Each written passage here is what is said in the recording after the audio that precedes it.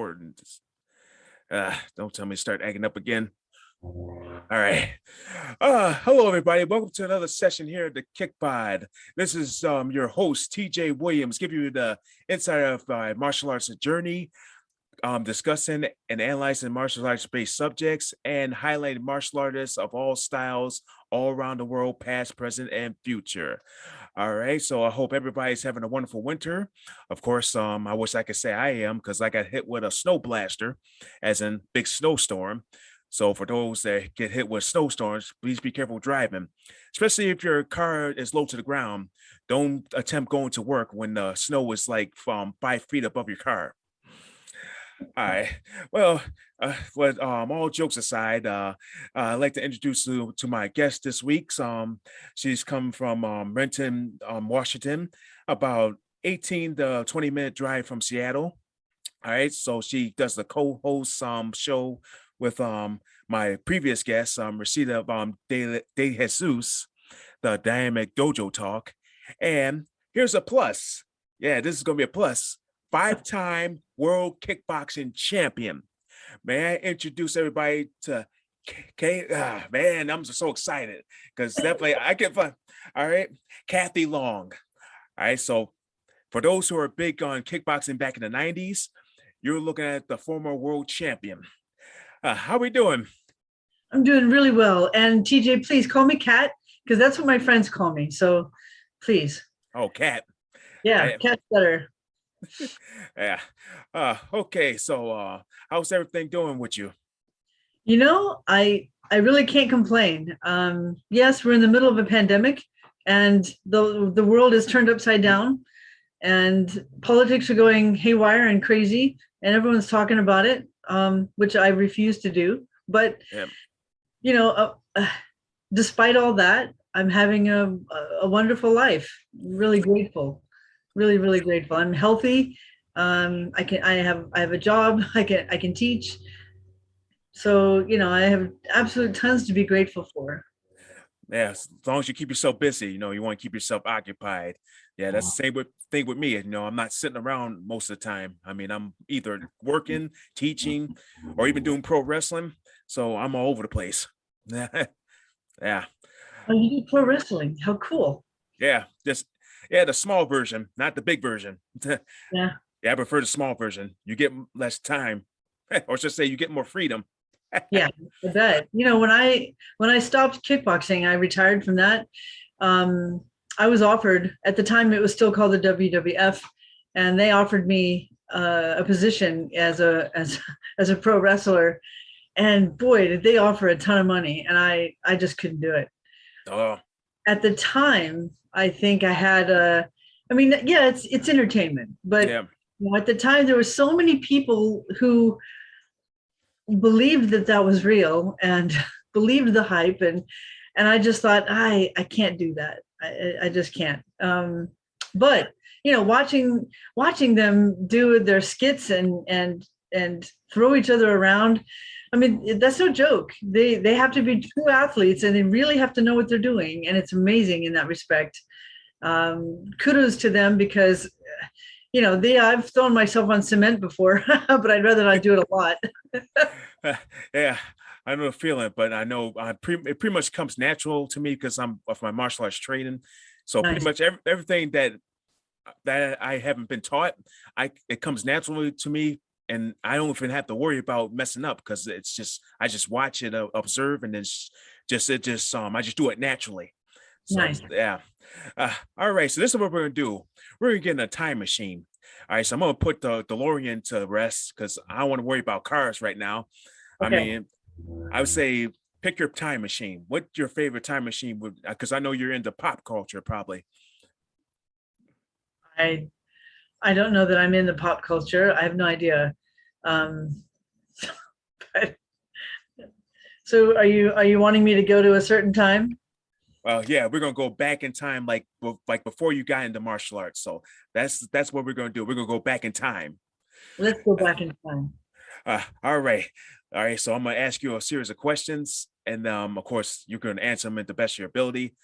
All right. So definitely the first question I always ask is, describe yourself before you got into martial arts. before I got into martial arts, I was incredibly shy. I did very well in school, but in high school and junior high and high school, I had maybe 3 friends, and I was not the kind of person who needed to be a cheerleader or needed to be the center of attention. It was just the opposite. I, stuck with my friends, and I enjoyed school to some degree because it was an escape from home. And I was, I'd like to say I have, some intelligence, but Yeah.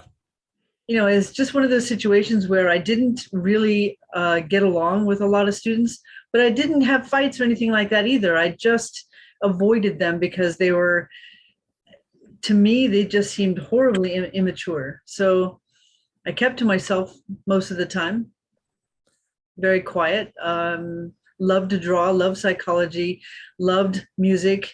I was playing guitar. But drawing was probably my passion, that and competing in running and stuff like that. So I love to run. When I was in elementary school, I had severe asthma when I was born. And my parents were really poor. So there was no inhalers, no medications, no nothing. It was many, many, many, many nights. I can't count how many nights I slept propped in a corner with a bunch of pillows, sitting up, because if I laid down, there's too much fluid in my lungs. I couldn't breathe. So I had to sleep sitting up a lot of the time. Yeah, a lot of challenges. Me as a kid, I loved adventure. I was very creative. I loved animals. I got along with them much better than people. Yeah. Yeah, much better. Me as a kid, I was a smart kid, but very shy. Now I have a twin sister who is the exact opposite. Very smart, but very vocal, not shy at all.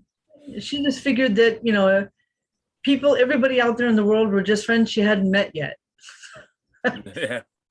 She was always, but the problem as a kid, she was very brutally honest and offered her honest opinion about people, and pointed out things that these kids would do that were, crappy. And they didn't like being told that, what they did was crappy, because they knew it, but at the same time, they didn't want to be told that. Yeah. So I had to protect her a lot. I don't know that that's where martial arts started, but, I spent a long time protecting my sister and making sure she didn't get beat up. Yeah. So that pretty much was your push into martial arts. Yeah. I mean, Not really. Yeah. But I'll tell you this. My start, well, I don't know if you want to go into that just yet, but me as a kid, yeah, I was quiet and shy, painfully shy sometimes. Yeah. Man, I was pretty much I was the same way. I mean, dealing with attention deficit hyperactivity disorder, but yeah, I had a lot of I should say I have a lot of athletic ability. I didn't do a lot of sports. I mean, pretty much the only sport that I got into was martial arts. So that pretty much gave me the push to go and to do other sports like football, and also doing track and field. Well, I didn't run. I just did shot put and discus. But Okay. Yeah.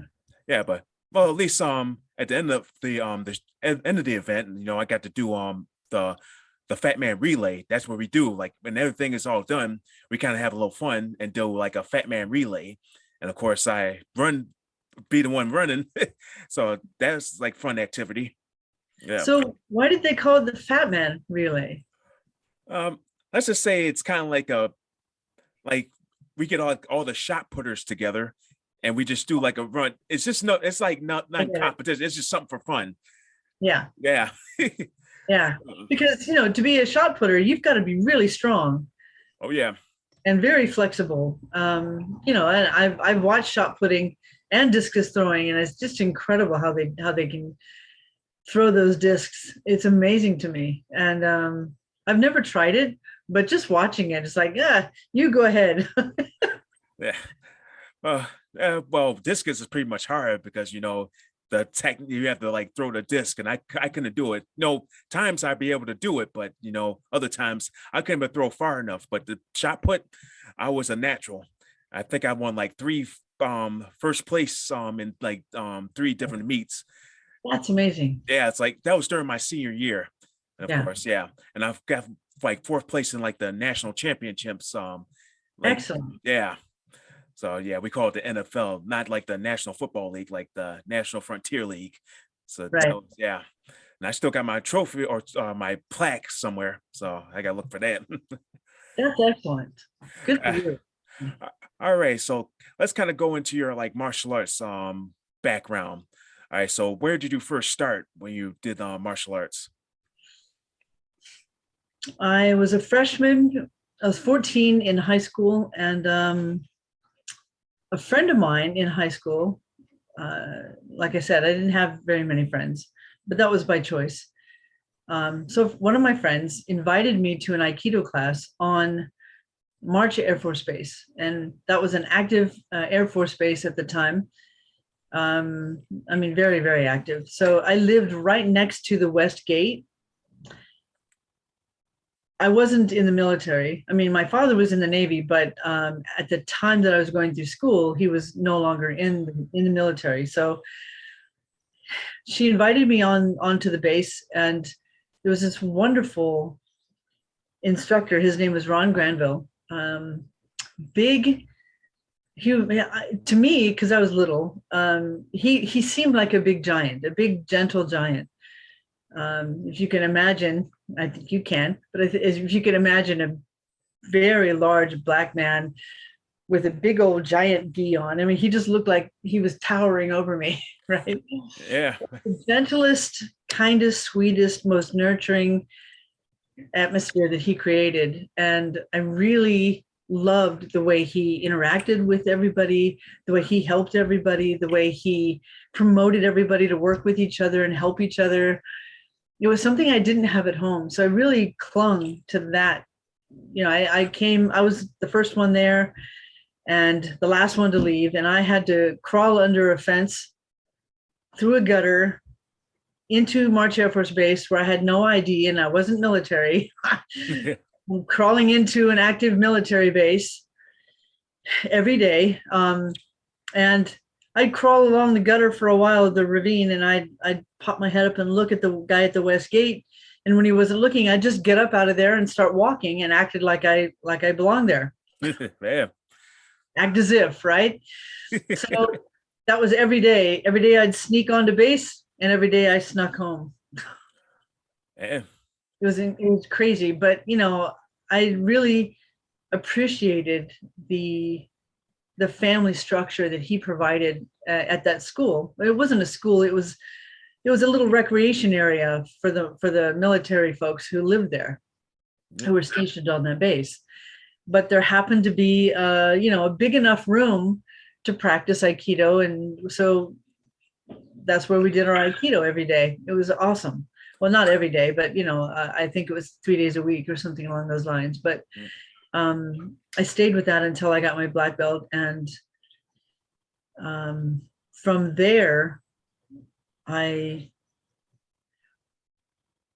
used to babysit for this family that had moved to Idaho when I turned 14. So at 14, I used to, and there's a reason I'm segueing back to this. I'm flashbacking. Yeah. When I was 14, they moved to Idaho, and I was in California at the time. And I scraped up enough money to get a Greyhound bus in the summertime to go spend a month with them in Idaho. And so they had a little farm where they raised their own chickens and goats and pigs and cows, and they grew alfalfa, and they basically grew all their own vegetables. And the husband was a truck driver, and the mom had 3 kids at the time. And, this was more of a family to me, a kind of adopted family than my own family. And so every summer I would take a Greyhound bus to Idaho. And the first one I did was I was 14 years old. Imagine a 14-year-old kid taking a Greyhound bus from California to Idaho by themselves and coming back. It was crazy. But this was a time when my parents never even looked at my report card ever. So it was up to me to get good grades or not good grades. It's entirely up to me. So long story short, I come home when I'm that one summer when I was 17 and I still had my senior year left to do, came home to a completely empty house. So my parents ran away from home when I was 17 and I had to get a job and find a place to live and continue my last year of high school, as well as I was doing college classes at night on certain nights, and my major was psychology. So in that respect, I kind of had to stop doing Aikido because I was working jobs at night and going to high school during the day and college at night. So I met somebody who was a black belt in Kung Fu Sansu. So I started training with him in the parks in Bakersfield, and it went from there. A couple of years later, 1983, we opened a school, scraped together whatever money we could find, and managed to pay the first month's rent, which was $1,200. Oof. Yeah, it was steep, but it was $1 a foot at that time, so it was not that bad. And we opened our school in the very worst part of town because it was the cheapest rent. So yeah, we opened, we scraped together whatever money we could, and we'd been saving for a while because we were teaching in the park for at least 2 years. And we had a small base of students, not a big base, but between me working and him working and teaching, and we were able to scrape together money, and we had no idea how we were going to pay the second month's rent. Zero clue. So we get a piece of plywood and paint it black and get some hooks and put some cheap martial art weapons on it. And I was painting murals on the walls because I was an artist. Yeah. And I'm painting on the window our logo and whatever else. And we'd stand there watching people walk by and say, and if they stopped, we'd say, and they'd ask a question, well, what is this? And then he would explain, oh, this is Kung Fu Sansu, this is what we do, here are our classes, here's a flyer.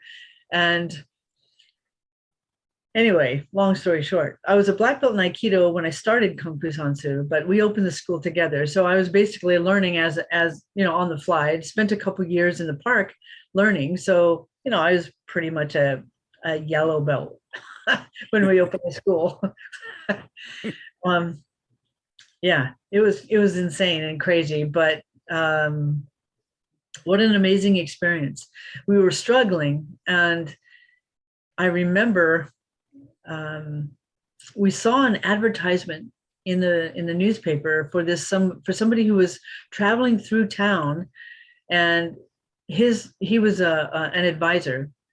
So he proposed that he would be able to help everybody, no matter where you are, no matter what you're doing, no matter what martial arts you teach. He will help your school triple and quadruple its money within a year. Oof. Just come to his seminar. Now, I was working full-time and teaching full-time, and I ended up dropping out of college because it was just too much in that time. But we scraped together $500 to take this seminar. And he's telling us, you open it in the worst part of town, you charge more money than everybody else. You have a membership agreement, which is a contract. Yeah. And you have it automatically taken out of their account. And he just went on and on and on about all these things he was suggesting you do. And he and I looked at each other like, nobody's going to do that. Nobody's going to let us take money out of their account. Yeah. He's going to buy a year membership, quote unquote, contract. As soon as you say the word contract, they're like, oh no, I don't want to do it. Right. But you know what? It worked. We did charge just a little bit more than everybody else in town, even though we were in the worst part of town. We had gang members walking in, drunks walking in, people who are addicted to whatever, jonesing for their next fix walking in. And how do you sift those people? Those people were coming in wanting to pick fights and walking in saying, "Who's your best fighter here? I want to kick their ass." Yeah. It was amazing. Yeah. It was. But the really cool thing was everything that we implemented within that year. The guy who proposed that was correct, that we did triple our money. We did triple our student base, and we had tons and tons of students coming in, and we had a huge children's program. We had beginning classes, intermediate classes, because we had enough people to do that. And he fell in love with the money, and I fell in love with teaching. Yeah. So it didn't, eventually we moved out of that location and into a slightly bigger one. And then while we were in that location, we took over the next door. And so cut open a big wall and a big part of the wall, and expanded from there. And it was a very interesting experience in that the guy I opened the school with, he, we were together when we opened the school, and he just, at some point, I was challenged by this girl to do point fighting, to fight against her in point fighting. And it's like, I don't do point fighting. I can stick my fingers knuckle deep in your eye and I'll hit you in the windpipe and I'll stomp on your knee. That's how I fight. I'm sorry. In my mind at that time, I just thought point fighting was a glorified game of tag. And if it didn't, I felt it didn't teach you good habits, meaning following through on your strike, actually hitting the target as opposed to focus contact, as they call it. Now, since then, of course, I've watched lots and lots of point sparring now where, well, not now, but later, when they were actually making contact and scoring points. But as soon as what bothered me a lot was that as soon as you make contact and you hit somebody and you scored, you had to stop. Yep. So anyway, she kept challenging me to have this point fighting match with her, and I kept saying, "No, I don't do that. You want to step outside and fight? We can do that." Oh. Well, she never accepted. Yeah. One day, her martial arts instructor called my martial arts instructor / boyfriend / whatever, and asked if I'd be willing to do an exhibition kickboxing bout with her. Oh, here we go. And I said, "Well, okay. I'm not too familiar with kickboxing, but I've done a little bit of boxing." And they said, "Well, you get to box and throw kicks at them." And I thought, and I asked, I said, "So how hard are you allowed to hit them?" And they said, "As hard as you want." And I said, "Sign me up. Let's do it." Okay, there you go. I thought, if I can hit her as hard as I want to, I'm in. Let's do it. She weighed 190 pounds. I weighed 120. Oh boy. Yeah, it's not very even weight class there, but it was deemed an exhibition. They asked, "Would you be willing to do an exhibition?" Because they knew I didn't know anything about kickboxing. And I said, "Well, how long do I have?" They said 10 days. 10 days to learn how to kickbox. Oh. And fight with my girl who's been doing it for 2 years. And I thought, okay. What the heck, right? So I went to the boxing gym, learned how to throw good basic boxing punches. 10 days later, I'm having this fight with her. And Peter Cunningham, I don't know if you know who that is, but Peter Cunningham was the referee. Oh. Yeah. And I remember very clearly being scared half out of my wits. And there was so much adrenaline pumping through me. And I didn't feel anything. She'd hit me and I would barely feel it, barely, even though she was hitting me hard. And I remember being so scared that when the bell rang to go sit down in your corner, I'm standing up there in the middle of the ring and I'm saying, "Come on, what are you doing? Sitting down. What, are you breathing heavy? Are you scared of me? Come on, let's go. Let's just keep going. Forget the bell. We don't need a rest." And I'm just egging her on and egging her on. Meanwhile, I'm scared to death. And I realized that I'm the kind of person that when I'm really scared, I'll hit you harder and faster than I normally would. Like the more afraid I was, the faster and harder I would hit her, because I just didn't want to get beat up. And, you know, I wasn't too familiar with the rules. I remember one time I actually got her in a headlock at some point, and I'm doing uppercuts to her face. I'm hitting her. Peter Cunningham runs up to me. No, you can't do that. And I said, oh, sorry, I didn't know. I just screw it. I've got her in a headlock. I'm going to hit her. But the funniest part about that whole event was that after the fight, the announcer gets in the ring and he says, ladies and gentlemen, give the ladies a hand. That was a great fight. We're tallying up the scores right now. And I looked at Eric, my trainer and boyfriend, and he looked at me, and then he walked over to the announcer, put his arm over his shoulder, and he goes, hey, buddy, this is supposed to be an exhibition. So I tell you what, if you announce a winner, I'm going to break your arm right here and right now. Because her school put on the event. It was her school that had the judges. Everything was her school. Everything was from her school. So you knew what was going to happen, right? Yeah. Whether I won or didn't win, whether I won or she won, it wouldn't have mattered. What mattered was that it was an exhibition. I only had 10 days to learn how, and there was no way a winner was supposed to be announced because it's an exhibition. Oh man, I'm pretty much everything you're saying. I'm pretty much picturing the fight right now. I'm picturing you in the ring in the middle, just like calling the person out. It's just like, this is just amazing. And pretty much your exhibition would lead to you going into kickboxing. Like you actually did it as a career. Yeah. Yeah. Yeah, it did. You know, I kind of did everything backwards. I had my first fight after 10 days. I only had a small handful of amateur fights, and then I turned pro. And when I turned pro, I lied to the promoter, and I said I was 6-0 as a professional, and I was 0-0. Yeah. And the girl I was fighting against, her name was Pixie Elmore. And Pixie Elmore was 18-2 when I was having my first pro fight. And I'd only had a handful of amateur fights. Really, you know, like I said, I did everything backwards. Yeah. We fought to a draw. I remember I learned a very important lesson. Always, always, always keep your eye on your opponent. Because at one point when the bell rang to start the round, there was water on the mat right in front of me. And I realized I was standing in some of it. So I was wiping my foot off so that I could, you know, make sure I wasn't slipping, right? I was looking down, wiping my foot, and the bell rang to start the round. I should not have been looking down at the ground. So she ran over the ring, boom, decks me hard. Ooh. And she didn't knock me out. She just knocked me down.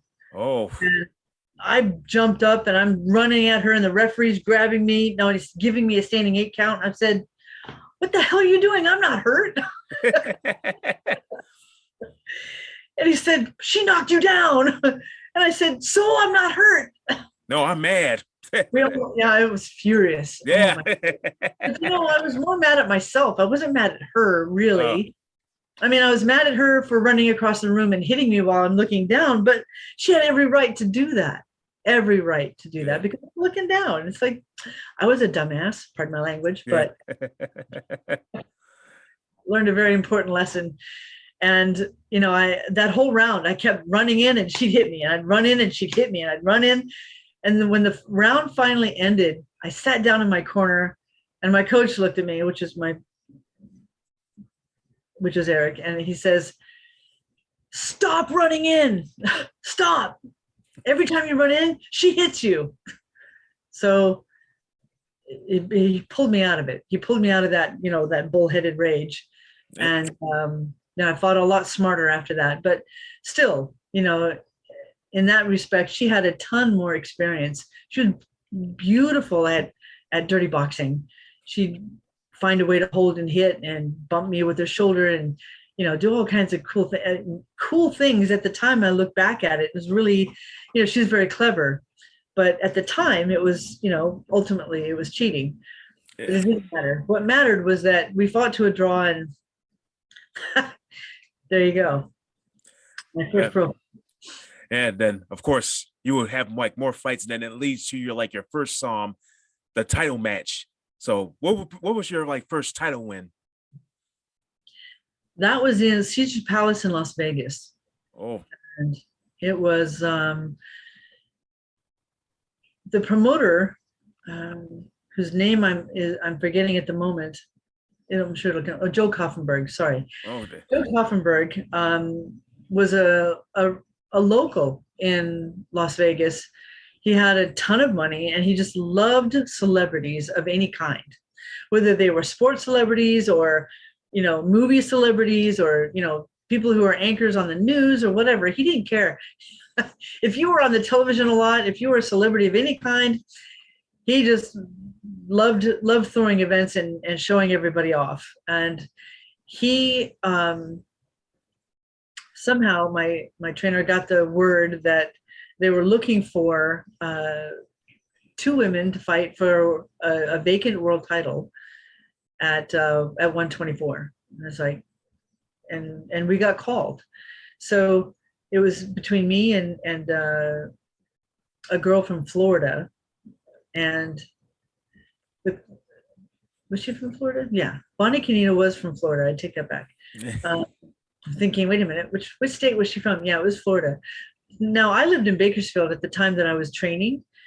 And Bakersfield is a lot like Vegas in that, it's 110, 115, dry, and it's super cold in the winter and blistering hot the rest of the year. Yeah, I'll take that. I like the heat. I like the heat. Good. I hate the heat. I'm done with it. Yeah, I get a lot of energy when it's hot. Definitely. I can understand that because your joints don't hurt and you warm up quickly. And I totally understand why people love training in the heat, but I've almost died twice from heat stroke. Yeah. And I've just had enough of the heat. Although I have to say that in Washington State, we actually have 4 seasons as opposed to in Bakersfield, for example, it was 2 seasons, winter, bone chilling cold, or blistering hot, and nothing in between. It was sad. I love the 4 seasons. Super great for Washington. Yeah. So, first world title fight.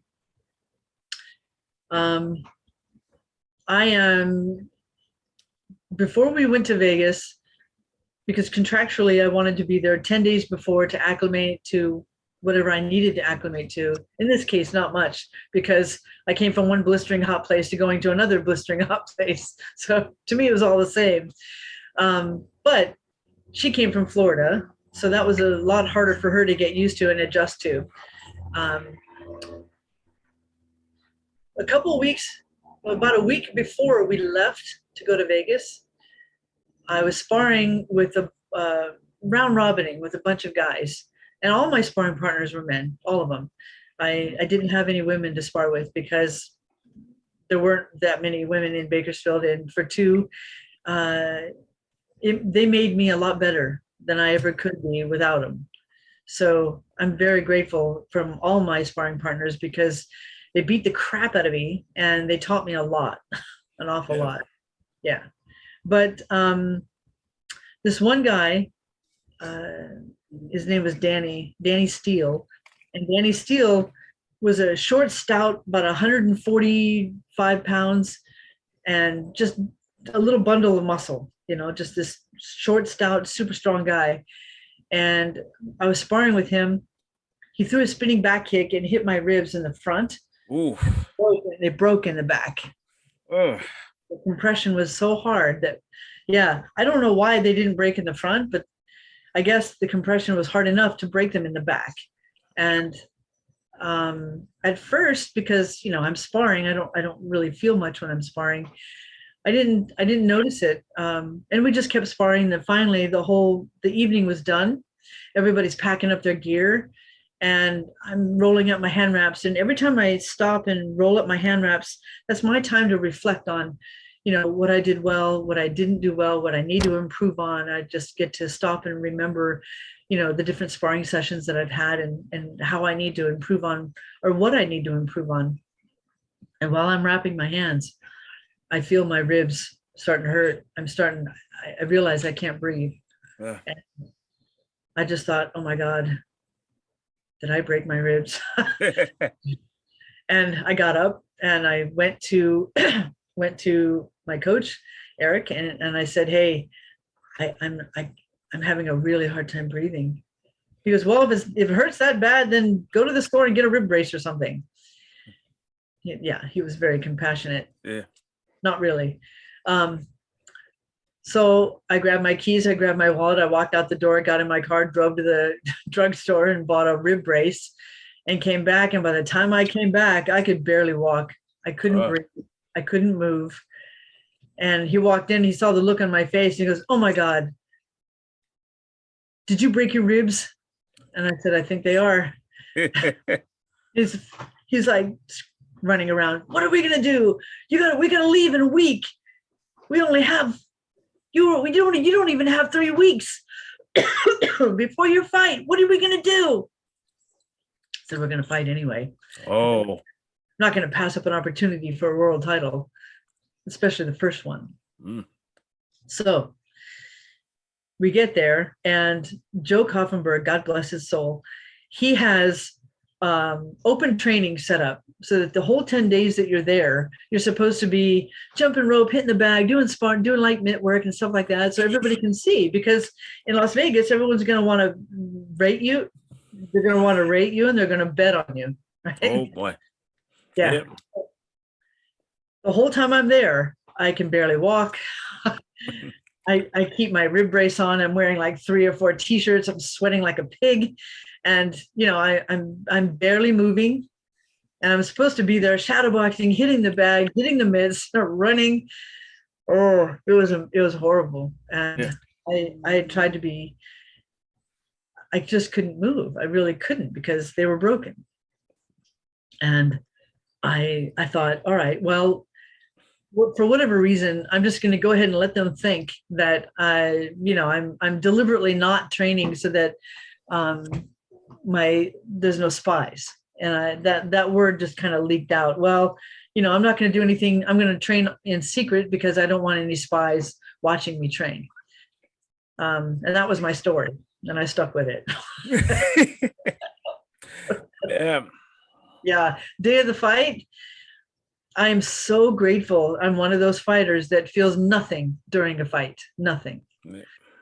So while we're fighting, the only difference I noticed was that I had a little bit harder time breathing, and that was it. As far as my energy, it was good.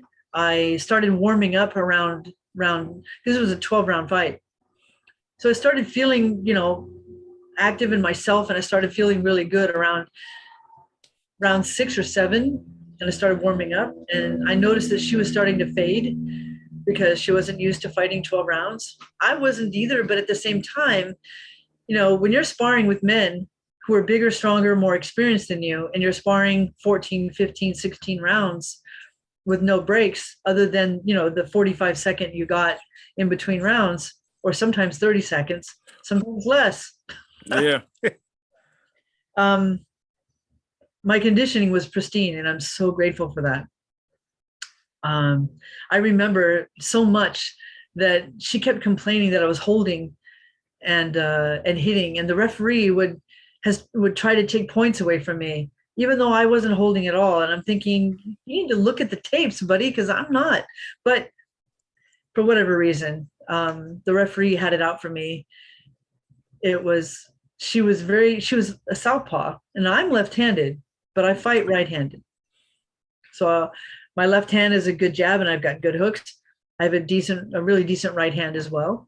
And I forced myself to make sure that my kicks were even. I had just as much flexibility and power and stamina in my right leg as I did my left leg, because that was something my coach made sure that, if I favored one hand or one leg, that he forced me to work everything equally so that everything was equal. I had equal amount of power in every strike, in every limb.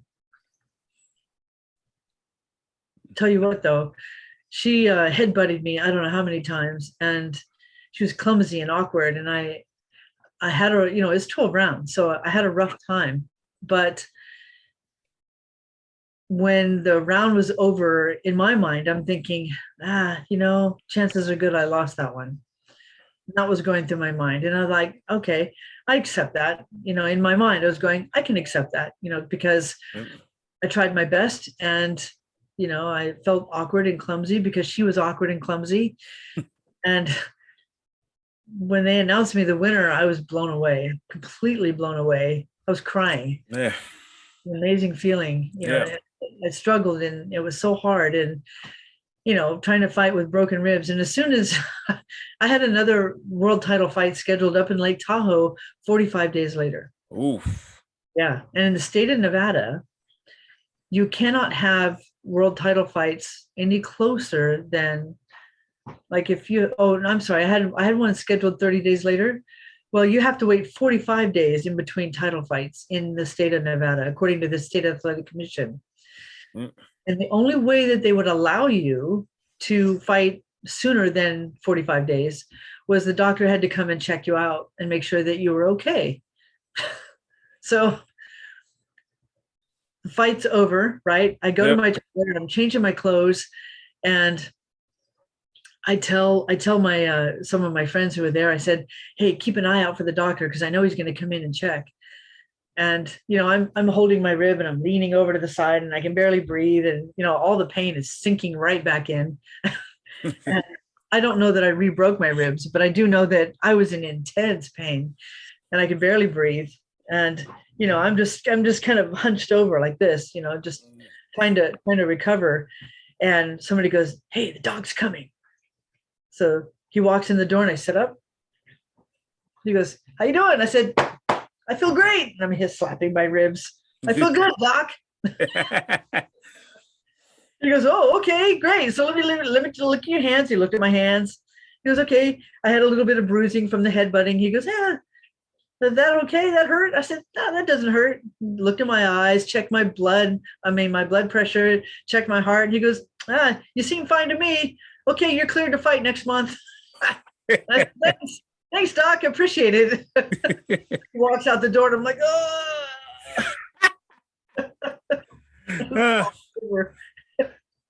Yeah, it kind of reminds me with this story. It kind of reminds me of my second degree black belt test. And like before the test, I ended up having like sciatica, and then of course, I got that taken care of. And then of course, I think like either a couple days before the test, I cracked my ribs. I was doing like I was going over my one steps, and of course, I think I landed improperly. I didn't break my ribs; I just cracked my ribs. So luckily, I could still breathe, but I had to like wear like a rib brace, like you said, or even it's like one of those waist slimmers. Yes. Yeah. Anything like that'll do. Yeah. I mean, I was pretty much fine throughout the whole test, but the one part of the test I was worried about was sparring. Yeah. I was like hoping I wasn't get kicked in the ribs. So I almost did, but I didn't. So I kind of blocked it, but it kind of made light contact, but it wasn't intense. Yeah. So I was like trying to be careful with my ribs. Did your instructor know that your ribs were broken? Yeah, I was telling them. I mean, well, they were cracked because they weren't broken because I could still breathe. Yeah. But yeah. I right before my black belt test in Aikido, I sprained my ankle. I was on this little kid's mini bike, and we were out in the field, and it started to take a turn, and it turned sharply to the right, and I slammed my foot down to keep myself from falling. Totally messed up my ankle. And then 2 days later, I have to test for my black belt. It's like, oh my God. It was horrible. Yeah. So mostly Aikido, is that mostly throwing, or does it have any like basic katas in the style? It depends on what style of Aikido you take. But we had, what we did was called randori, where somebody punches at you and you're able to leverage them to the ground and flip them and things like that. It was a lot of fun. at the time, I felt that it was not nearly as effective as Kung Fu Sansu, because in Kung Fu Sansu, we do stick our fingers knuckle deep in somebody's eye and hit them in the windpipe, crush their testicles, stomp on their knee, break their elbows. And we do things that actually really do work in a fight and last. A fight should last no more than a few seconds as opposed to a minute or 2 minutes. Because, the longer the fight goes, the more chance you have of losing. I mean, there's always that chance. There's always a possibility. And, if you don't take it seriously in that respect. I've watched, because I used to bounce in a bar for about 2.5 years when I was living in Bakersfield, and I was the lead bouncer there. And I watched all kinds of fights. I broke up lots of fights. I had to hit people and then drag them out the door because they were being buttheads and they'd try to hurt me. And it was just one of those things where, I learned an awful lot about what works and what doesn't work in a fight. Yeah. You're talking about very drunk people, delayed pain reaction. They're gorilla strong because they're drunk. Yeah. Yeah. I think you heard of Gene LaBelle, right? Oh, well, of course everybody learns. Yeah, of course he's known yeah, because I know my instructor always tells stories about him. I don't think he met him, but I mean he knows actually he did met him. He met him at a convention. He had like a line of people lined up to get knocked out by him or like get choked out from him because he's very known about that. So oh my God. Thank God never the whole time I'm training at this gym with GoCord as the instructor, he's the main, that's GoCord school. Gene LaBelle was there. And every single day I would talk to Gene and we'd hang out and he would show me a few things here and there, but he never choked me out. And I don't know why he'd never choked me out, but I'm so grateful. Because everybody talks about how wickedly strong and nasty his chokes are. Yeah. Like, I was living in fear every time I was near him. It was like, is he going to reach over and just, right? It was fun though. Super nice guy. Oh, Hunter, it's okay. No, mine. Sorry, my German Shepherd. No. Come say hi, Rusty. Real quick, come say hi. I think you know this person. Oh, I never see that. Hi, DJ. Yeah, I guess. Guest appearance of Mercedes De Jesus. How you doing? I'm good. Just got home from a long day of teaching, so yay. I hope you guys are having a great discussion. I'll leave you guys to that and I'll quiet the dog. Bye. He needs dinner. Okay, I'll get him dinner. Okay. Hey, ladies and gentlemen, that was our commercial break for a bit. So now we're back to our normal scheduling. All right. So of course, you had your title win, and then of course you had more title fights, and then you go on to getting more title wins. All right, let's kind of get to your movie appearance. Yeah, so I understand that you were like the stunt woman for Catwoman in the Batman Returns, right? Yes. Ah. Okay. You can go ahead. It's all right. Here. Can we take 1 second? Because she's got to wash his dinner bowl. All right. Another commercial break. Commercial break. Yeah. Commercial break. Sorry. Sorry. Yeah. Sorry. Not professional, but I don't want to Thank God for editing, right? Yeah. Oh, just a little comedy spot. Yeah, I just didn't want to, I didn't want to interrupt in the middle and then but I'm interrupting. Okay, so what's red and green? It goes 100 miles an hour. Pardon me? What's red and green? It goes red and green and goes 100 miles an hour. How you got me? Well, there's two answers. Frog in a blender. She says frog in a blender. Frog in a Frog in a blender. You never heard that one? Okay, you won't now. Or it could be Kermit the Frog driving a red Ferrari. Oh, I never heard that. Kidding. It's frog in a blender, but you know. Frog in a blender. All right, commercial break's over. Oh, yep. Back to our normal schedule again. All right, let's go with your involvement when Batman Returns. Of course, you were playing the stunt woman for Catwoman, right? Yeah, but it's funny. I was still competing in kickboxing when I got that position, and Benny the Jet Urquidez had his stunt team with the first Batman movie that Tim Burton was directing. Yep. So on the second one, his whole team got invited back, and he called me and said, "Hey, I understand that they're looking for a fight double for Michelle Pfeiffer, and I think you should audition. And I will reach out to the stunt coordinator, which is Max Clevens." And he said, "I will set you up with a meeting." I said, "Okay, sure." So I drove from Bakersfield all the way to, what did I fly? No, I flew. Take that back. So anyway, flew and I had a car because I had friends who lived in the area. And I remember driving into Warner Brothers. Well, first, let me back up.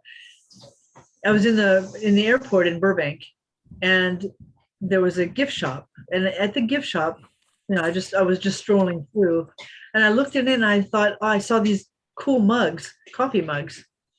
And what caught my eye was a coffee mug that was all white with a black cat on it. And the black cat was all hunched up and really angry looking. The fur was going everywhere, and it was really mad.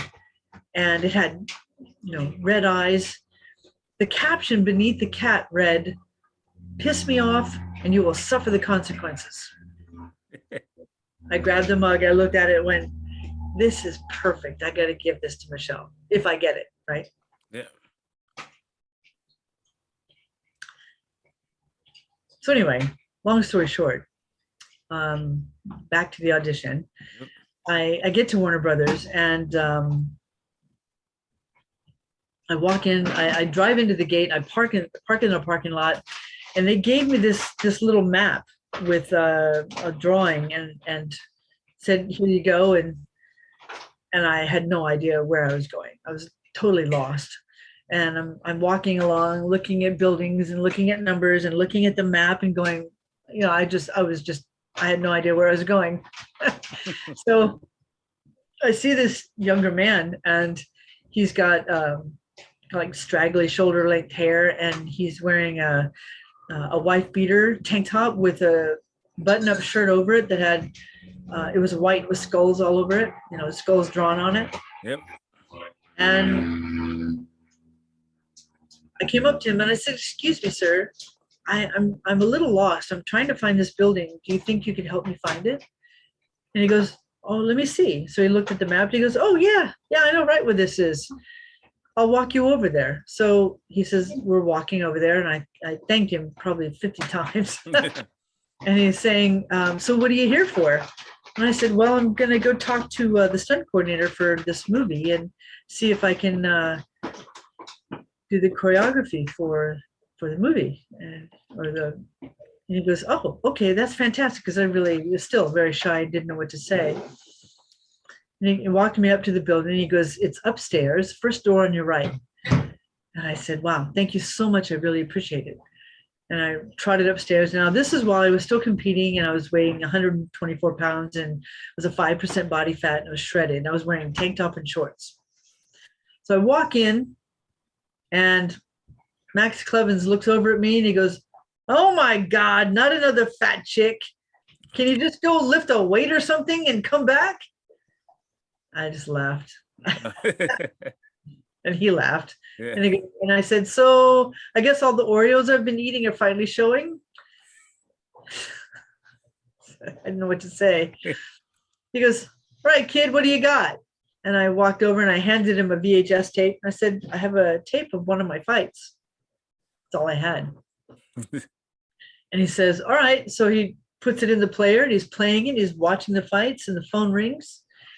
And while he picks up the phone, he goes, yeah, oh, yeah, of course I can do that. Sure, no problem. And he hangs up the phone. He goes, all right, kid, go downstairs and show me what you can do. So I went downstairs in the grassy area and I'm shadow boxing and punching and kicking and elbowing and kneeing and, doing a little bit of kung fu in the air and stuff like that. And he goes, all right, kid, come on back up. So as I run upstairs, it's okay. So I want you back here Wednesday. There's going to be a wardrobe fitting. We got to make sure you meet Michelle and we're going to work out a schedule. And I said, I'm sorry, what? He goes, you got the job, kid. Just like that. But the guy who gave me the directions was out there waiting and watching. And what I didn't know was that person was Tim Burton. Oh. Yeah. And I guess he, was a little taken by the fact that I had no clue who he was, zero. And I mean, I didn't even know until I came back to work with Michelle, right? Yep. So anyway, I had a fight scheduled in Lake Tahoe on Showtime. Basically, I think 3 weeks after my audition. And I went to the production company and I said, look, I've got this fight. I think it was 2 weeks after the audition. And I said, look, I've got this fight. It's on Showtime. It's not a title fight or anything like that, but I do have to be in Lake Tahoe 10 days before so I can acclimate to the altitude, over 10,000 feet elevation. And I said, but when I'm done with the fight, I promise you'll have my full attention and I'll be there any day you want me to be there and I'll do anything you need. And they said, well, okay, no problem. You can do that. Yeah. So I go to Lake Tahoe and I think 4 or 5, maybe 7 days have passed and I've got 3 days before the fight and I get a phone call from Warner Brothers. And I said, hi, how's everything going? And they said, it's great. And Michelle wants to work with you tomorrow. So can you be here at 2 o'clock in the afternoon tomorrow? Oh. Like, tomorrow? Oh my God. They said, yeah, she wants to work with you. And I said, okay. So I hung up the phone and I went to my coach and my team and we went to the production crew and we told them what was going on. And everybody was so kind. They all scraped together a bunch of money to get me a flight back to Burbank, back to Warner Brothers. I mean, literally the next day. So, obviously back then it was barely inexpensive. So I remembered that mug and I thought, okay, I'm going to bring that mug. And I walk up, I have the mug with me when I get to Warner Brothers. And this time, I had somebody show me where to go and how to get there. I was not about to be late. It's like, you cannot do that. You never have a second chance for a good first impression. Never. Yep. Right. So on that note, had somebody show me how to get there. I had a bag of training gear, focus mitts, stuff like that. And I had the mug in my other hand. And I walk up to the door, set the bag down, I'm about to knock on the door when I hear Michelle Pfeiffer, or I think it's her, chewing somebody out royally on the phone. And I thought, awkward, what do I do? Do I knock on the door anyway? Do I wait till there's a break in the conversation? I had no clue what to do. And I'm just thinking, crap, this is not good. But I've got to work with her. So I decided to wait until there was a break in the conversation. But, it was on her end. I wait till she stopped talking for a second. And when I heard that, I heard the silence for a moment. I knock on the door really fast. And she goes, that's probably my trainer. I got to go. And she hangs up the phone. And she walks to the door, which is slightly ajar. She opens the door and she looked at me and she goes, oh my God, how much did you hear? It must have been the look on my face. I said, enough to know that somebody really screwed you over, and I'm really sorry. And I had the coffee mug in my hand, and I said, I got you something. And she grabbed the mug and she looked at it. And she goes, oh my God, it's perfect. She said it just like that. I love it. And that broke the ice right then and there, so yeah. it was really nice. And from there, we had a great training session. I just basically did an assessment to see what her athleticism was, because I needed to see what she could do and what she can't do. Yep. And according to what she could do, all her abilities, I choreographed every fight scene according to her abilities to make sure that she shined and that she could do everything, which is, I thought it was awesome. Yeah. So of course, she didn't do the backflips, because I know she was doing those in the movies. So that had been a woman named Trish Peters did the backflips. Okay. It was back handsprings. Yeah. Yeah. But I did the stunts and the fight scenes, which was a blast. Yeah. Yeah. I pretty much got to watch that movie again. I mean, at least I got HBO Max, so I'll be able to watch Batman Returns. Yeah. There were many scenes where I had to wear, in case my face might have been seen, I had to wear a prosthetic nose because her nose was bigger than mine. So they made a mold of her nose, and every day that I'd be on the set, I had to put her nose on, and they had to put makeup on and everything else. So it was really, really, really, really cool. And, after I had trained her and did an assessment with her, and then I flew back to Tahoe and I had my fight, and then I come back and, then we start real training and choreographing and, watching the sound stage in Warner Brothers start from a completely gigantic empty room. And it wasn't a room. It was like 5 or 6 giant buildings all in one building, right? So if you can imagine walking in and it's completely empty. And then I don't know how many months later, there's a full working city inside that soundstage. Oh. It was just incredible the way they worked, how well they worked, how fast they worked. We had, plumbers there, steel workers there,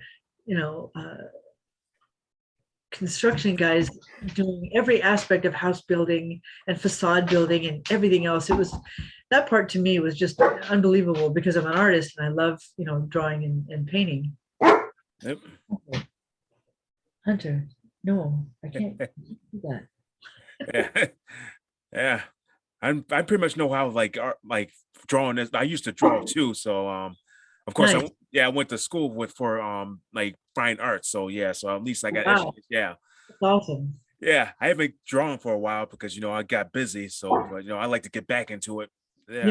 Me too. I haven't drawn in ages and I really miss it. I'm missing Yeah. it. Yeah. I'm with you. Yeah. All right. So after you do your movie with your stunt coordinator with Batman, and it kind of led you into other movies, right? Mostly they call them B movies mostly. Oh, absolutely. Yeah. I worked on Natural Born Killers. I worked on Romeo and Michelle's high school reunion. I worked on Death Becomes Her. And Meryl Streep is somebody who, if you never, Hunter, really? Yeah, has a good name, Hunter. Yeah, it's a good name until he's barking while you're doing an interview. Yeah. He's demanding that I give him a treat because he's Yeah. All right. So what was I saying? yeah, you were talking about your movies, yeah. Right. The other films that I did. Yeah. Yeah. So I've worked on super high budget films and super low budget films, and film work just alone, doing film work is phenomenal. The politics involved, the ass kissing, pardon my language, Yep. is not something I'm wired for. Yeah. I don't don't kiss ass well. I just Yeah, don't. me neither. I would rather just get up in the morning, look at myself, and enjoy who I see, and know that I've lived with integrity. And I also know that there were several times when there were opportunities. That casting couch they talk about is alive and well and real. Not my thing. Yeah. Well, Yeah, I mean, I'd rather go my own path. I mean, not just sign a contract and expect me to do something I don't want to do. I mean, that's why I don't like to go in the majors when it comes to pro wrestling. I want to at least try to pick the territories or the promotions I want to work with. I mean, of course, I wouldn't mind getting like an opportunity to like wrestle one match in the majors, but just I just want to go my own path. I mean, almost like having my own product. Yeah, pretty much. absolutely. I got into boxing. I've competed in all the major contact sports: MMA, Muay Thai, kickboxing, and boxing. And in boxing, the politics are unbelievable. Unbelievable. Top Rank Boxing.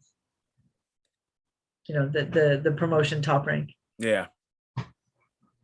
Well, I was going to sign on with them, and there was one particular promoter, I guess, for lack of a better term, who was telling me that he was going to groom my career. And I said, okay, what do you mean by groom my career?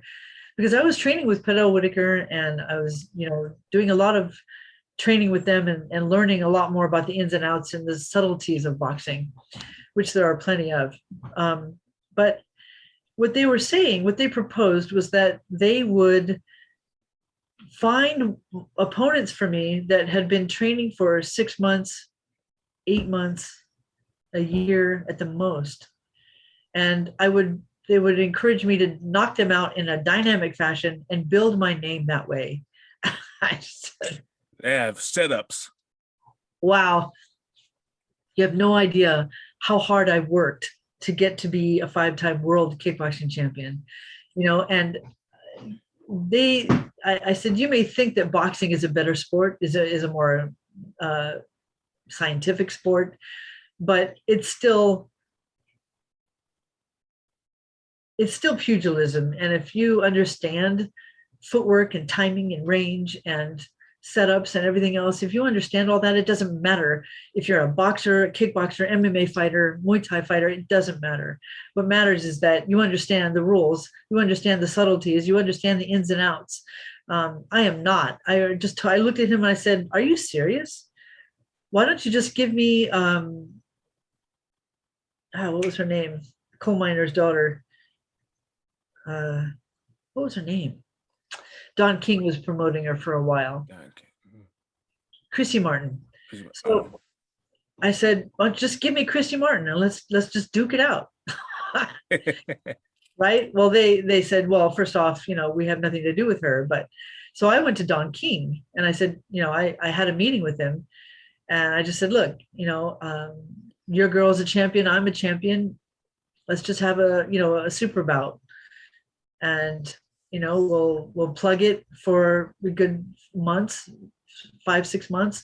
We'll get a good hate relationship with each other. And, I said, we'll promote it really big. And then we'll actually have this fight. And he totally refused, completely and utterly refused. He said, nope. It's sad because, we could have made a ton of money and it would have helped elevate women's boxing.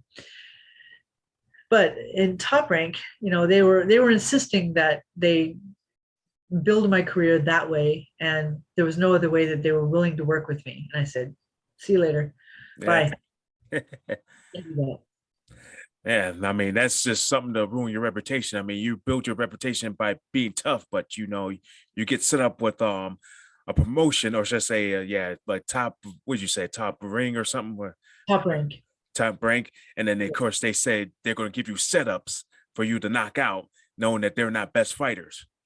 Yeah. Can you imagine? I mean, somebody who's been training or fighting for maybe 6 months, a year as a pro, really? I mean, that's just so grossly unfair. I couldn't Yeah. even be doing that. I mean, I did it. I was that one who, I was 0-0 as a pro and I fight a girl who's 18-2. But that was my choice. Yeah. And I did it backwards. I never pumped up my career or my record by beating up people who had just started. That's ridiculous. Yeah. Yeah. All right. So before we kind of get to our hidden dojo segment of the interview, here's the last question. I know this kind of goes into what you're doing now with the dynamic dojo talk. So what was your inspiration on getting to doing that whole show? My inspiration? Yeah. Well, when Rusty started the show, she had a partner who was running it with her, and his name is Bob Deal, and I didn't know anything about the show until I think they've been running it for, forgive me, I don't remember how many years, 8, 9, 10 years at this point. I'm not sure, but a good while, and I never had a desire to be on the show or to be a co-host on the show. But I was invited onto the show as a guest. And the more I got to know Rusty, she offered to bring me on as having a small segment where there would be a question and answer, ask, this Kathy Long, if, any question you want to ask about training, about fighting, about whatever. And then there was a time when there was a change in the show, and Bob Deal stepped down, and that's when Rusty asked me if I'd be willing to co-host with her. So it's not something I ever wanted to do. Like I said, I'm still innately shy, but I've learned over the years how to talk to people through teaching and waiting tables and everything else that you had to do. You have to talk to people. Yeah. I don't know, feeling, because this is the reason why I have this podcast. I'm known not to be shy, not talking to people. And then of course, martial arts, I kind of built off trying to be an instructor. I'm definitely really enthusiastic when it comes to teaching. I just want to see those kids like really do a good technique, or just even grow up to be almost like where I'm at, like be successful. So yeah, it's teaching children, especially. It's more than just punching and kicking. It's learning about values and trust and taking care, and the list goes on and on and on of all the things that you learn in a martial arts school, which ideally needs to be learned at home, but oftentimes it isn't. Yeah, definitely. Like usually, I should say everything that you like learn out there should start at home. And that's kind of almost like the lack when most kids are like, when it comes to my class, and like they're not getting that discipline at home to be able to handle themselves at any place else. So, Right. Yeah. Right. Yeah, they need to learn that they cannot be hoodlums anywhere, anytime they want to. Yeah. All right, so we pretty much are at our hitting the dojo segment. So this is like a series of questions. We're gonna have fun with this one. So I'm gonna ask you like a couple questions. I'm gonna make sure you can answer them at the best of your ability. All right. So the first question is, best advice you ever gotten, and who said it? Richard Steele, before he passed, was at one of my amateur fights, and I lost the decision on that fight. And he walked up to me and he goes, "You know what? Listen carefully. Just because you lost the decision doesn't mean you lost the fight. You need to know that you were a better fighter that day, but the judges saw what they saw. But you didn't get the decision, but you definitely did not lose the fight." And I just in that respect, I mean, he went out of his way to come up to me, and I didn't even know him. I was not a 5-time world champion at that time. I had a few amateur fights, and that's it. So for him to come up to me and say that to me, it was just, I thought it was very gracious and kind of him. And then much later, I learned out who he was, and years later, after I did win all my world titles, I visited him several times and got to hit Bruce Lee's heavy bag, 500-pound heavy bag. It was a blast. Yeah. But, that segues into a lot of life, in that if you are, everybody's your own worst critic, right? Yep. If the self-talk inside is destructive and cruel and mean, then you're not going to be a happy person. The most important thing is to be forgiving of yourself and know that you are human. There are days when you just don't really want to try and you don't really care. And there are days when you do want to try and you do really care. But, it's just every day you try to do as best you can, with what you have and what you're doing and what's going on, depending on everybody's situation. I just recently, well, go ahead. We'll just say that was the advice that was given me that day. Yeah. So yeah, nobody's undefeated, right? Yeah. Wait a minute. Floyd Mayweather Jr., I don't believe has ever lost a fight. Oh, yeah, that's true. At least. And he has retired undefeated. He's retired a couple times now. Yeah. But he's retired undefeated. Yeah. Or maybe I should rephrase that. Some people are not undefeated. Maybe. Yeah. Yeah. Put it that way. Yeah. All right. The worst advice you ever gotten? Oh, goodness. Yeah. I used to get people with this one. Yeah. Either you can answer it or you could skip it. So, yeah. When I was fighting for my third world title fight, or second, now I can't remember. It was either the third or fourth. No, wait, because France was my third world title fight. So it was my fourth, and I was fighting up in Northern California. And my opponent was somebody named Ramona Gatto. And I take that back. We were in Lake Tahoe, but she was from Northern California. Anyway, I was going through I was really sick and under the weather right at that fight. So I wasn't feeling 100%. I wasn't feeling my best. And all I know is that during the fight, I was struggling because she was just on me like this, right?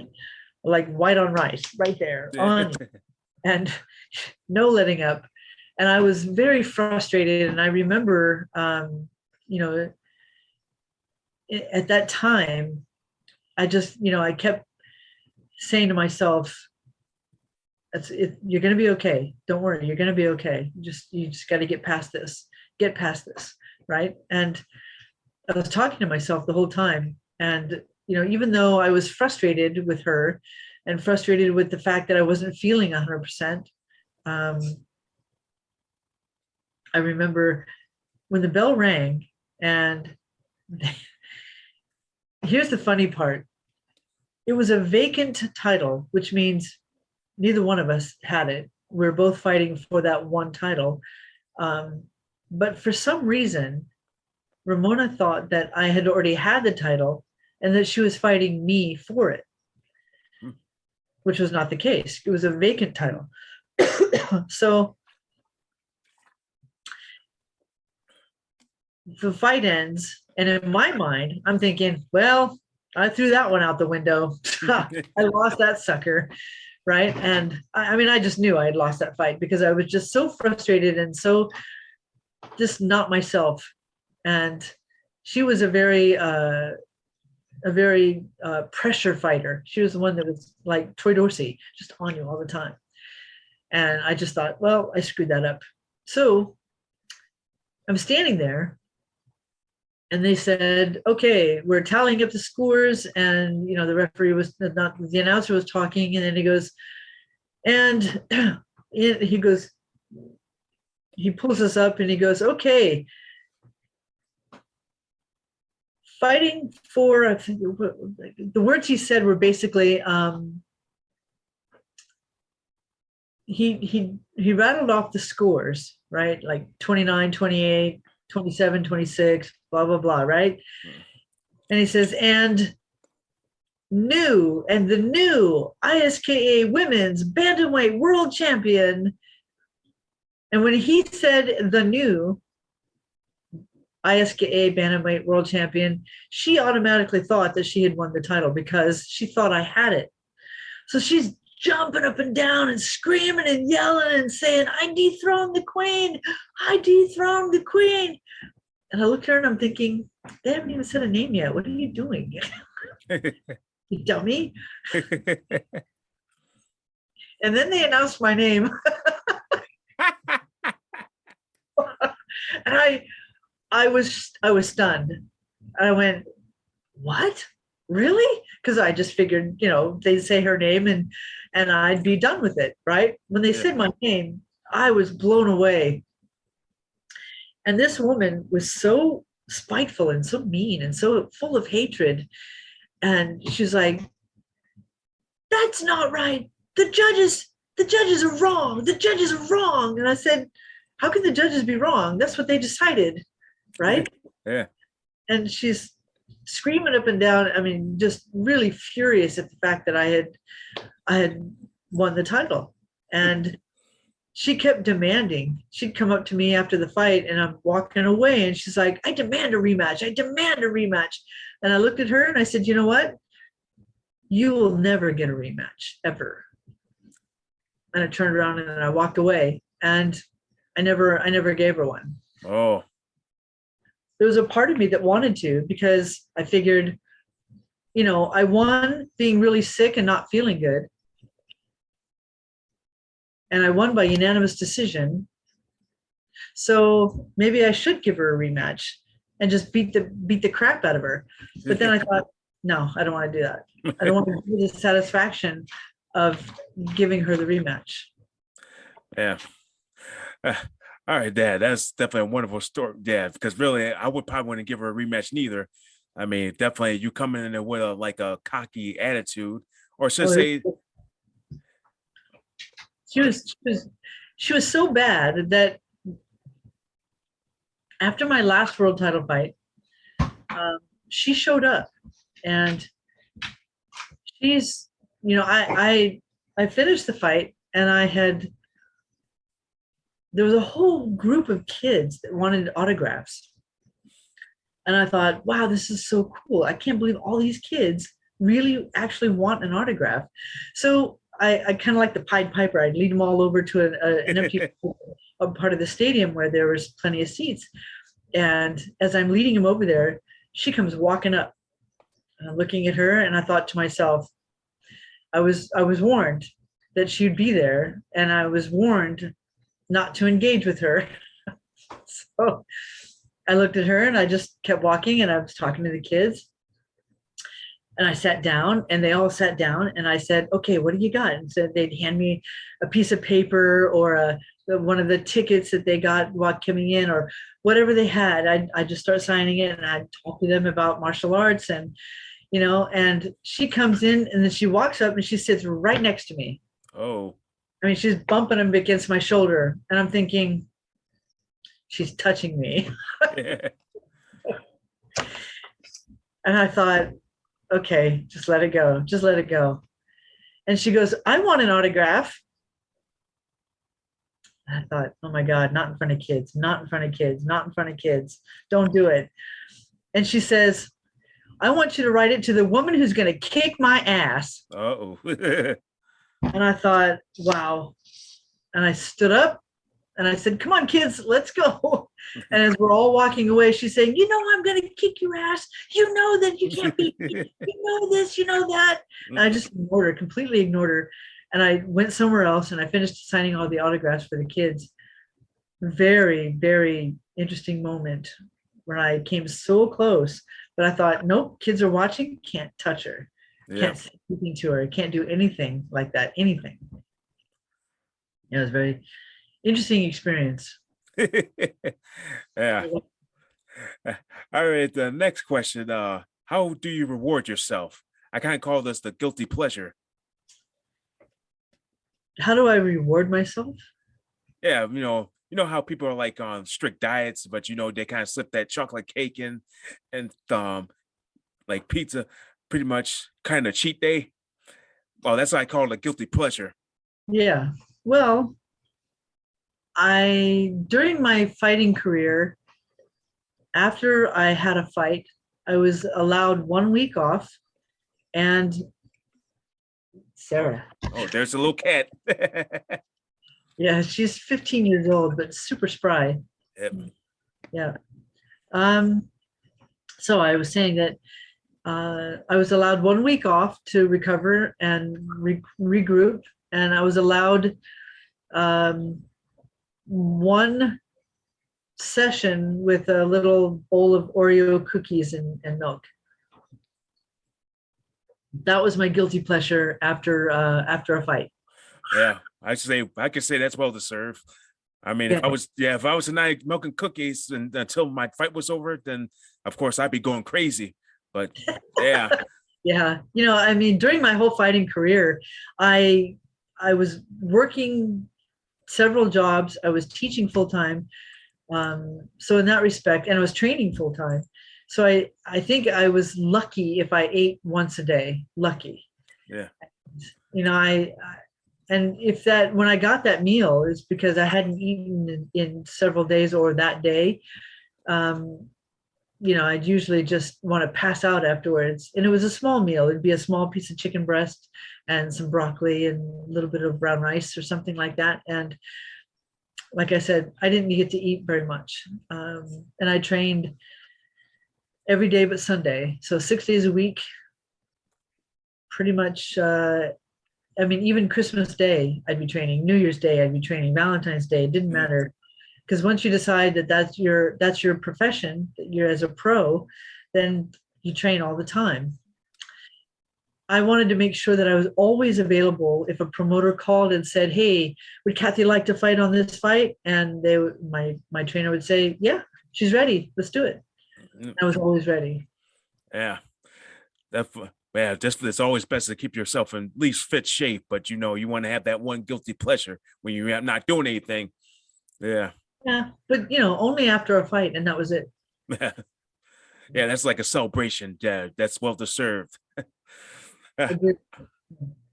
All right, secret talent, something that people that you know about, but people don't. Ooh. Well,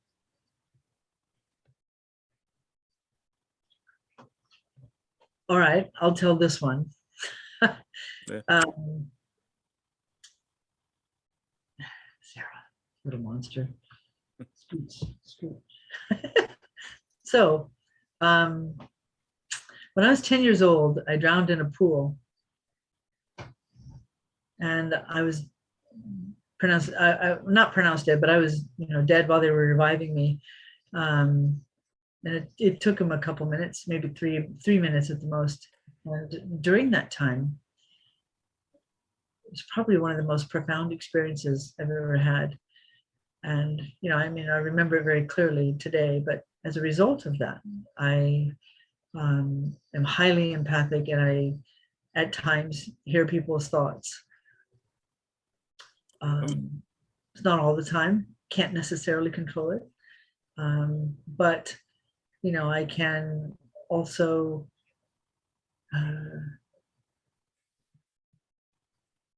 I guess it's not something I talk about a lot, but sometimes I can look in people's eyes and I'll see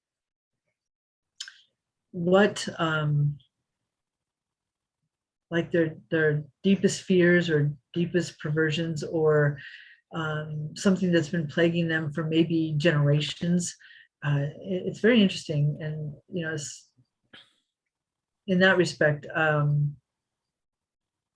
sometimes I'll pick up, like if I go into a thrift store, for example, and I'll pick up an old piece of jewelry or an old button or an old something, and I'll be able to tell. I'll suddenly see where it came from, or what house, and who owned it, and who they were, and it's fascinating sometimes. It doesn't happen all the time, but every so often. I've been able to heal somebody with a touch or a hug. Those are things I don't talk about a lot. Yeah, I think I can relate to that because I have that feeling because if I'm thinking of a movie that I used to watch as a kid, like it just comes to mind, and then all of a sudden I turn on the TV, that movie is on, and that's like almost have that like Jedi sense. Yeah, isn't it cool? Or if I know, like if somebody's going to walk into a store, like if I know it's like my best friend, it's like, and then all of a sudden that person appears at me. It's like how did I know? I have that. I pretty much can relate to what you were saying, that with your secret talent. So I pretty much almost have that same secret talent. Yeah. Isn't it cool? I mean, there are times when my phone will ring and I'll know my phone's going to ring and I'll know who it is. I'll look at the phone and I'll go, Bill's going to call. And then the phone rings, I pick it up. Hey, Bill, how's it going? Yeah. Oh. All right. So let's see. Final question. Do you have any a special quote or like sort of a message that that describes your whole journey? Wow.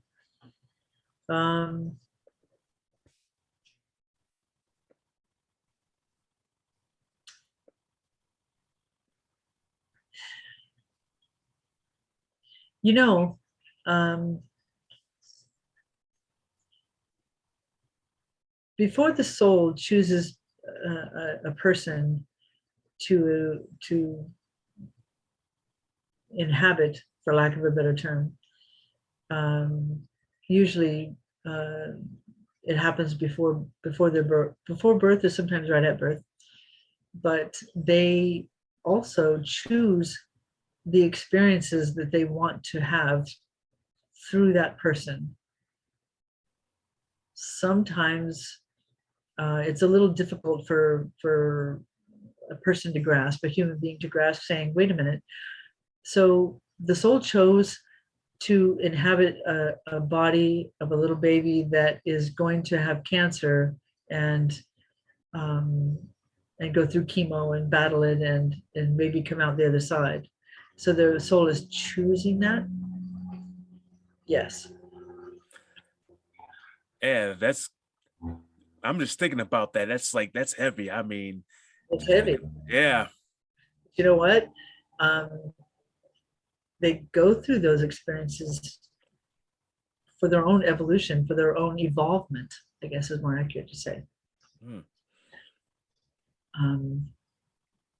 Yeah, it's very interesting.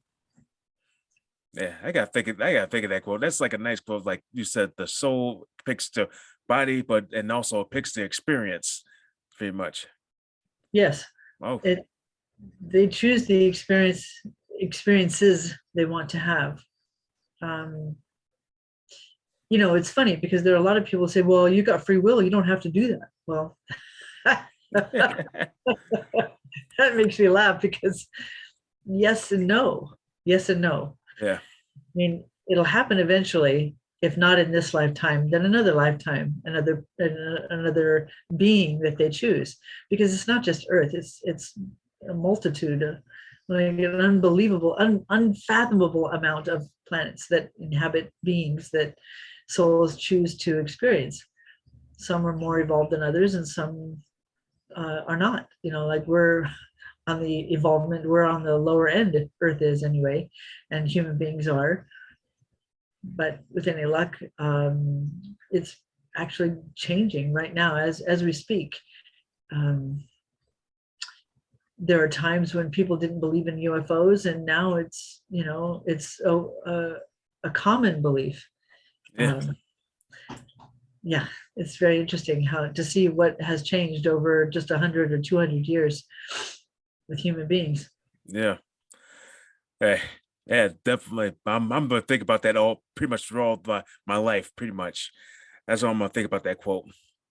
Hey, well, thank you very much for joining me on this episode. Hey, so definitely been a wonderful discussion. And definitely once this goes out, definitely everybody's gonna hear about your wonderful story, and hopefully they'll go and learn from it and just become better people or even better competitors, pretty much. I will say that, as odd as it may sound, just be as kind as you can, because everybody is going through something. And, there are different degrees of it, whether it's good, bad, or indifferent. But, if you always try to be kind every chance you get, then it will definitely, you could actually save somebody's life. Your one act of kindness could be something that prevents someone from committing suicide at that moment. Yep. Right. So just be kind every chance you get. Yeah. So those are the final words of Kathy Long to our listeners out there. So, of course, again, thank you. I know you have a pretty much long schedule, and definitely we made this schedule for you to talk to the people. All right. So I'm going to do my little closing. Yeah. I'm going to do my little closing to my show. All right. For those who are just tuning in, tune into my previous episodes on the bicbpradio.com. Apple Podcasts and Spotify. And I'll see you next time for another session here at the Kickpod Dojo. This is your host, TJ Williams, bowing you out.